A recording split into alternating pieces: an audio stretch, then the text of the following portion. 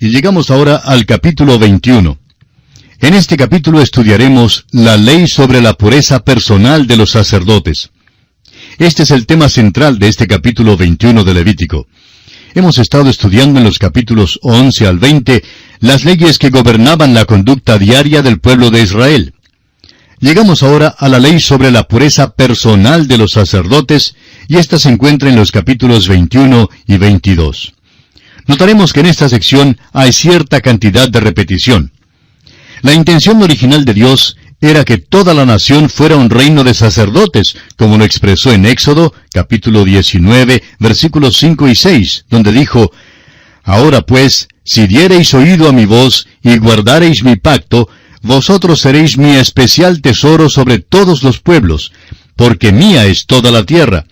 Y vosotros me seréis un reino de sacerdotes y gente santa». Su desobediencia inicial en el asunto del becerro de oro destruyó la posibilidad de la realización de una sociedad perfecta o ideal. Sin embargo, en el milenio, cuando Cristo reine, la sociedad perfecta podrá ser lograda. Entonces, toda la nación de Israel será un sacerdocio para las naciones gentiles. Durante el milenio y durante la eternidad, hay tres grupos en la familia humana. Habrá la iglesia de Jesucristo en la Nueva Jerusalén. Habrá la nación de Israel acá en la tierra, y habrá los gentiles salvados en la tierra. Después de la caída de Israel en el pecado, Dios escogió una sola tribu para servir como sacerdotes. Esta fue la tribu de Leví. En Israel, por tanto, había la congregación, el sacerdocio y el sumo sacerdote. El puesto más alto requería una obligación más grande. La responsabilidad más grande demandaba entonces una manera de vivir superior. La iglesia hoy en día es llamada un real sacerdocio, de acuerdo a lo que expresa el apóstol Pedro en su primera carta, capítulo 2, versículo 9, donde dice: «Mas vosotros sois linaje escogido, real sacerdocio, nación santa, pueblo adquirido por Dios, para que anunciéis las virtudes de aquel que os llamó de las tinieblas a su luz admirable». Cada creyente es un sacerdote. Ahora note usted que no estamos hablando de cierta secta o denominación, sino que usamos la palabra sacerdote en su sentido original. Hoy en día cada creyente es un sacerdote y tiene acceso directo al trono de la gracia por los méritos de Cristo, nuestro sumo sacerdote. A cada creyente sacerdote se le pide vivir una vida santa, lo cual es posible solo por medio del poder del Espíritu Santo que mora en cada creyente. El apóstol Pedro en su primera carta, capítulo 4, versículos 8 al 11 dice: «Y ante todo, tened entre vosotros ferviente amor, porque el amor cubrirá multitud de pecados. Hospedaos los unos a los otros sin murmuraciones. Cada uno, según el don que ha recibido, ministrelo a los otros, como buenos administradores de la multiforme gracia de Dios. Si alguno habla, hable conforme a las palabras de Dios. Si alguno ministra, ministre conforme al poder que Dios da, para que en todo sea Dios glorificado por Jesucristo, a quien pertenecen la gloria y el imperio por los siglos de los siglos. Amén». Y en el capítulo 2 de la misma carta, el apóstol Pedro dice en los versículos 9 y 10, «Mas vosotros sois linaje escogido, real sacerdocio, nación santa, pueblo adquirido por Dios, para que anunciéis las virtudes de aquel que os llamó de las tinieblas a su luz admirable. Vosotros que en otro tiempo no erais pueblo, pero que ahora sois pueblo de Dios, que en otro tiempo no habíais alcanzado misericordia, pero ahora habéis alcanzado misericordia». Somos llamados como pueblo de Dios a un modo de vivir superior. De esto es lo que nos habla el apóstol Pablo cuando dice en su carta a los Efesios, capítulo 4, versículo 17, y luego del 22 al 24, «Esto pues digo y requiero en el Señor, que ya no andéis como los otros gentiles que andan en la vanidad de su mente». Ahora los versículos 22 al 24, «En cuanto a la pasada manera de vivir, despojaos del viejo hombre que está viciado conforme a los deseos engañosos, y renovaos en el espíritu de vuestra mente, y vestíos del nuevo hombre, creado según Dios, en la justicia y santidad de la verdad».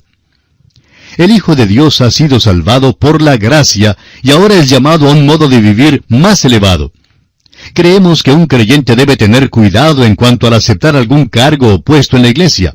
Si lo acepta, su vida debe estar a la altura y respaldar aquella responsabilidad.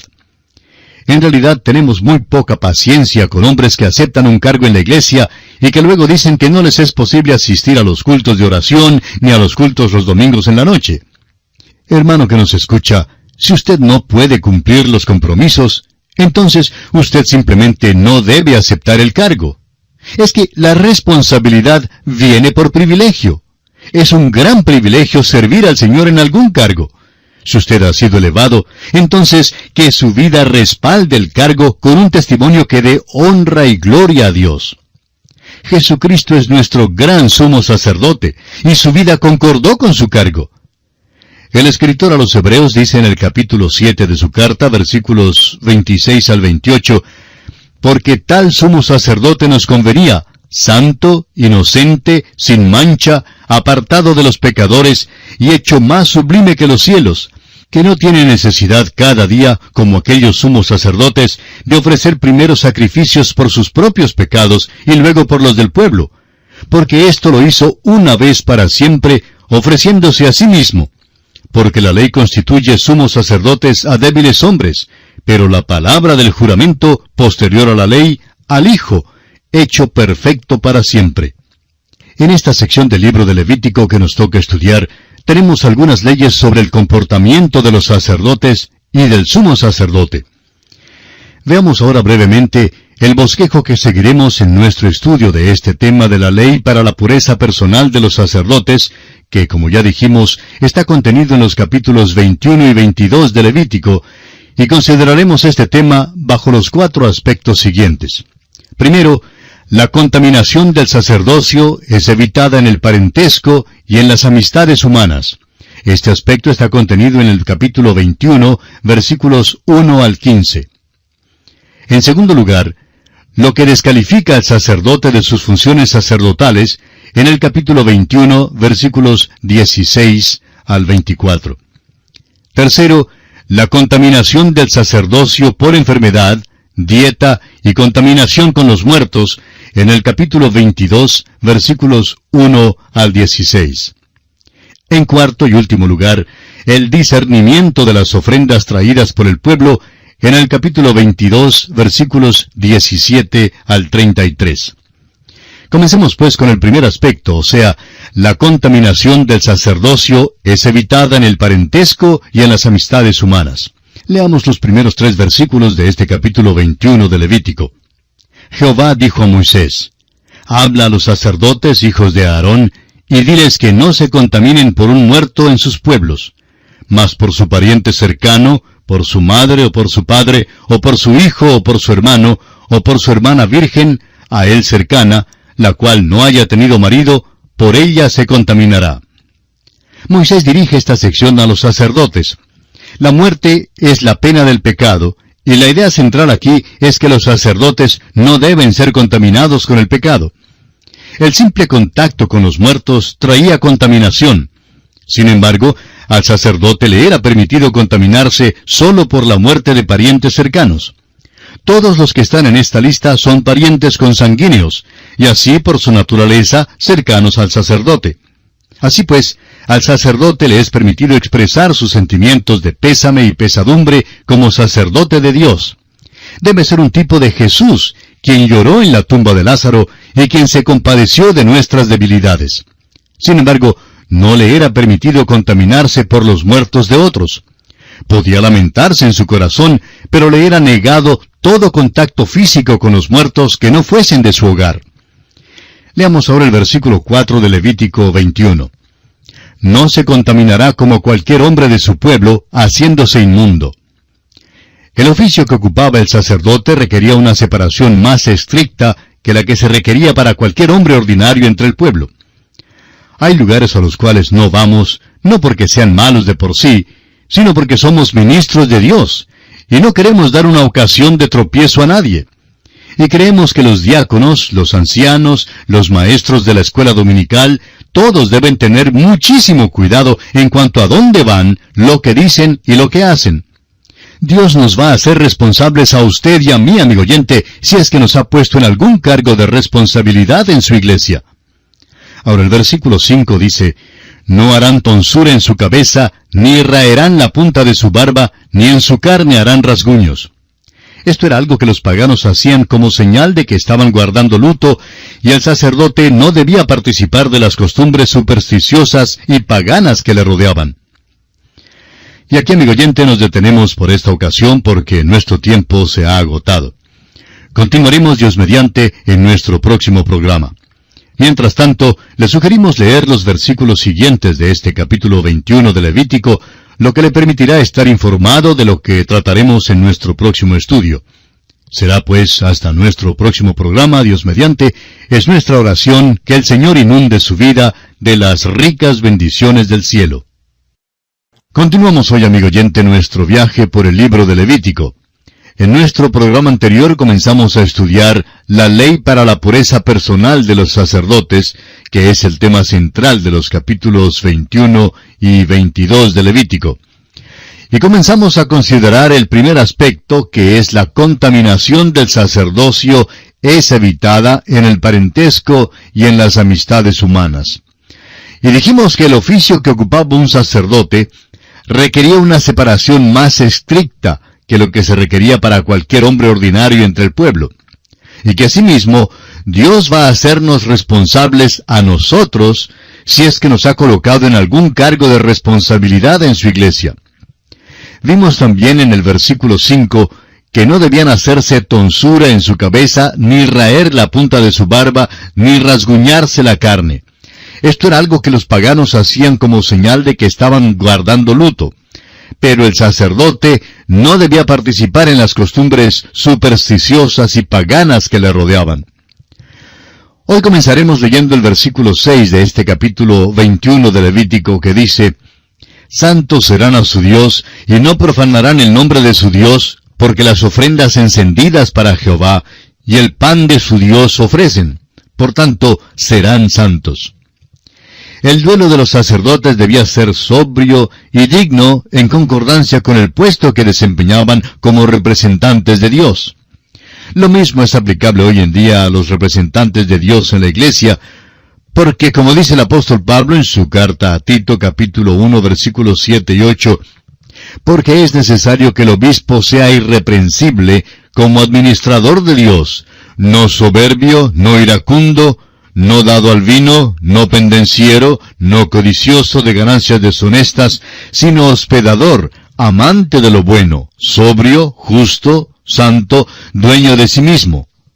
Dios requiere de los sacerdotes, santos serán a su Dios, y no profanarán el nombre de su Dios, porque las ofrendas encendidas para Jehová y el pan de su Dios ofrecen, por tanto serán santos. Volviendo ahora al capítulo 21 de Levítico, leamos los versículos 7 y 8. Con mujer ramera o infame no se casarán, ni con mujer repudiada de su marido, porque el sacerdote es santo a su Dios. Le santificarás, por tanto, pues el pan de tu Dios ofrece. Santo será para ti, porque santo soy yo, Jehová, que os santifico. Esto se refiere a su vida personal y privada, donde en concordancia con su puesto también debía revelar la santidad de Dios.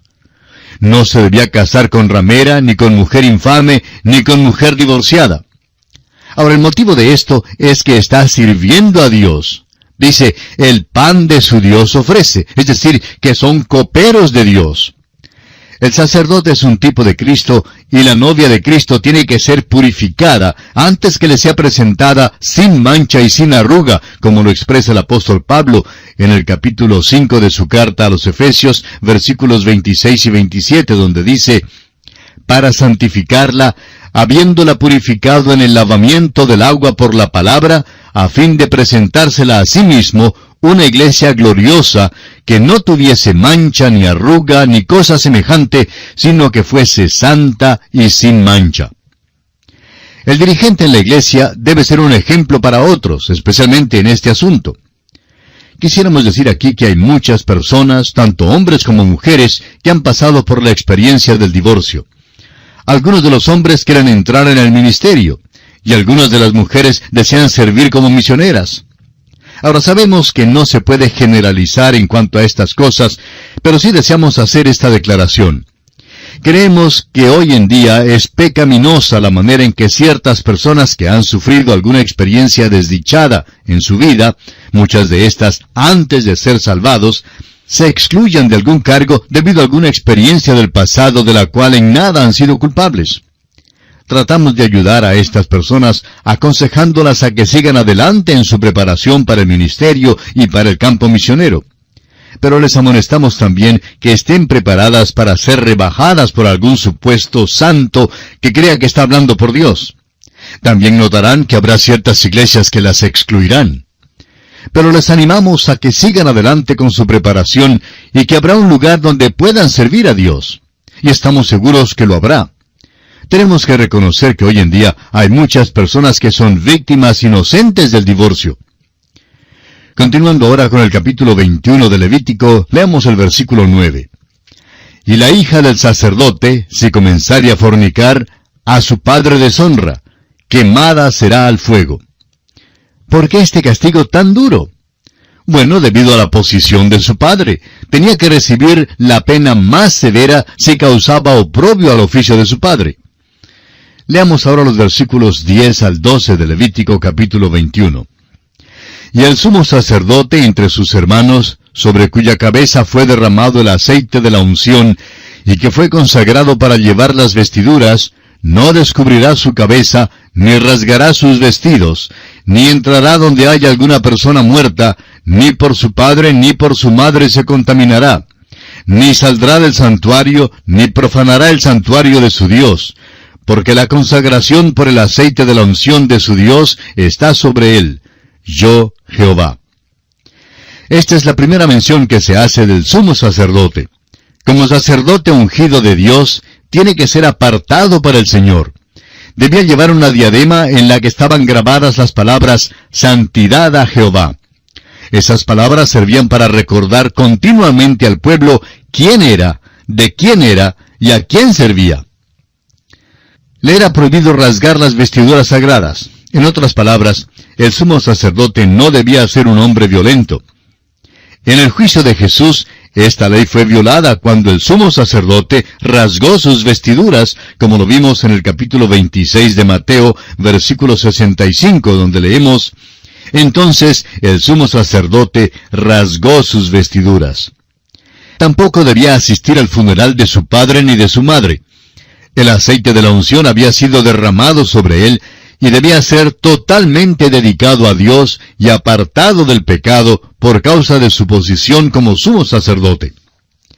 El Señor Jesucristo recibió sobre sí el aceite de la unción, y Él vino para hacer la voluntad de su Padre, aún hasta la misma muerte y una muerte de cruz. Él demanda esta misma dedicación de parte de sus seguidores. Ahora, los próximos versículos nos dicen que la esposa del sumo sacerdote también debía actuar en concordancia con la posición del oficio santo de su esposo. Es por esto que al sumo sacerdote le era prohibido casarse con ramera, con mujer infame o con una mujer divorciada. Debía tomar por esposa a una mujer virgen de su pueblo para que, como dice el versículo 15, para que no profane su descendencia en sus pueblos, porque yo Jehová soy el que los santifico. Veamos ahora lo que calificaba a un varón para las funciones sacerdotales. Este es el segundo aspecto que consideraremos dentro del tema de la ley para la pureza personal del sumo sacerdote. Leamos los versículos 16 al 21 de este capítulo 21 de Levítico. Y Jehová habló a Moisés diciendo, habla a Aarón y dile, ninguno de tus descendientes por sus generaciones, que tenga algún defecto, se acercará para ofrecer el pan de su Dios. Porque ningún varón en el cual haya defecto se acercará, varón ciego, o cojo, o mutilado, o sobrado, o varón que tenga quebradura de pie o rotura de mano, o jorobado, o enano, o que tenga nube en el ojo, o que tenga sarna o empeine o testículo magullado. Ningún varón de la descendencia del sacerdote Aarón, en el cual haya defecto, se acercará para ofrecer las ofrendas encendidas para Jehová. hay defecto en él, no se acercará a ofrecer el pan de su Dios. Todas estas deformidades y defectos descalificaban a un varón para las funciones sacerdotales. Ahora, ¿por qué es esto? Porque así como ningún sacrificio que tuviese algún defecto podía ser ofrecido, de la misma manera ningún sacerdote que tuviera defecto alguno podía servir en el tabernáculo. Tanto la ofrenda como el ofrendante representan a Cristo, y en Él no hay defecto alguno, ni en su persona ni en su obra. Cristo es el gran sumo sacerdote perfecto. No hay defecto en Él, sino más bien hermosura, gloria y excelencia. Leamos ahora los versículos 22 al 23 de este capítulo 21 de Levítico. Del pan de su Dios, de lo muy santo y de las cosas santificadas podrá comer, pero no se acercará tras el velo, ni se acercará al altar, por cuanto hay defecto en él, para que no profane mi santuario, porque yo, Jehová, soy el que los santifico. Y Moisés habló esto a Aarón y a sus hijos y a todos los hijos de Israel. Aunque aquellos que tenían algún defecto les era prohibido servir, no estaban excluidos de la mesa del Señor. Dios proveyó para ellos. Y esto presentó un vivo contraste con el tratamiento inhumano que el mundo pagano daba a los inhabilitados. Y encontramos aquí una lección espiritual. Hay muchos creyentes que sufren de alguna inhabilidad física, moral o espiritual. Tales inhabilidades les excluirían de ciertas formas de servicio. Sin embargo, son genuinos santos de Dios que tienen todos los derechos y privilegios de creyentes. En cierta iglesia había un joven que era un atleta maravilloso, pero que tenía un paladar hendido que le presentaba un impedimento para hablar. Cierto día ese joven vino para hablar con su maestro de la escuela dominical y le expresó su deseo de llegar a ser predicador. Ahora, ¿cómo se aconseja a un jovencito como este? El maestro de la escuela dominical trató de explicarle que era un maravilloso atleta, pero que su habla constituía un impedimento para él. Y le aconsejó que entrara en un tipo de obra cristiana que no requiriese el hablar en público. Pasaron los años, y este joven continuó alentando ese deseo de servir al Señor. Llegó a ser entrenador de fútbol en una gran universidad, y su influencia para Cristo era tan grande o aún mayor que la de cualquier predicador. Había muchos que estimaban tanto a este hombre como atleta, y él, aunque tenía este impedimento, les hablaba acerca de Jesucristo, y así servía al Señor de una manera maravillosa. Amigo oyente, Dios nos ha entregado ciertas capacidades que Él espera que utilicemos para su honra y su gloria. Y el hecho que no podamos servir en determinada esfera de trabajo no quiere decir que estamos totalmente excluidos del servicio.